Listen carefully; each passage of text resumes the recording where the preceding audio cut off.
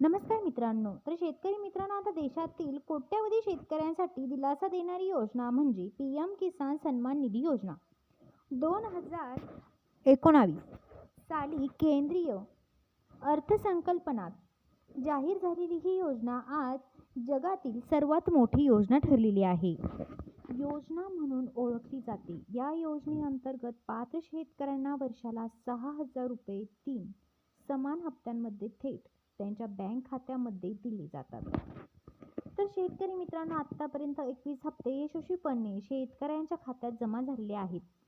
त्यामुळे आता सर्वांचे लक्ष 22व्या हप्त्याकडे लागले आहे. ग्रामीण भागात तर या विषयावर मोठी चर्चा सुरू आहे. मागील म्हणजे 21वा हप्ता 19 नोव्हेंबर 2025 रोजी जमा झालेला होता. त्यानंतर आता पुढील हप्त्याची प्रतीक्षा सुरू आहे. उपलब्ध माहितीनुसार 24 फेब्रुवारी 2026 रोजी 22वा हप्ता जमा होणार आहे.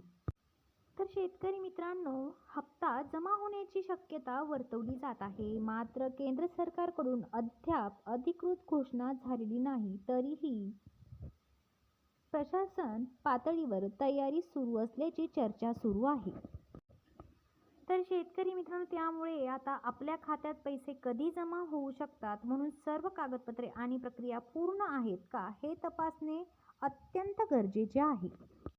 मित्रांनो, अनेक शेतकरी अजूनही ई-केवायसी पूर्ण केलेली नाही. काही जणांनी सत्यापन अर्धवट केले आहे.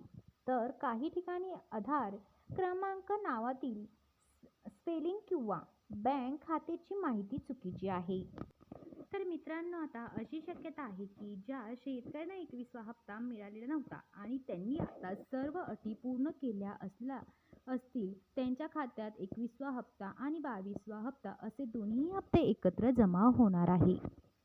तर मित्रांनो, आता 22व्या हप्त्याची वाट पाहताना आपली सर्व माहिती बरोबर आहे का, ई-केवायसी पूर्ण आहे का आणि तयार आहे का, हे एखाद्या नक्की बघा. आणि तर शेतकरी मित्रांनो, छोट्या चुका टाळल्या तर हप्ता वेळेवर खात्यात जमा होईल आणि शेतीच्या कामासाठी उपयोगी पडेल. तर शेतकरी मित्रांनो, अशाच नवनवीन अपडेटसाठी आपल्या चॅनलला सबस्क्राईब करा. धन्यवाद.